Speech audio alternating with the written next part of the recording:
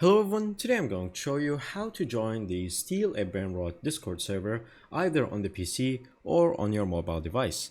Make sure to watch the video until the end, not to miss any important details. Like and subscribe. So simply, if you are on your computer, then all you have to do is open the Roblox application, which you can download from Microsoft Store, or simply go to the browser.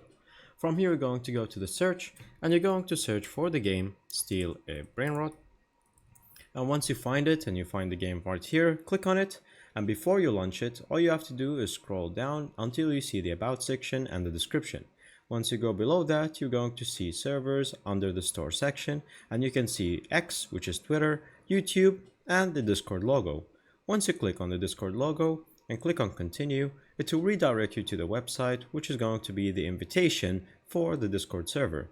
This will work exactly on PC as on your mobile device. When you search for the game, scroll down and click on the same logo. And once you do that, you click on accept invite, and there you go. Now you have joined the server. Thank you guys for watching, and see you next time. Bye bye.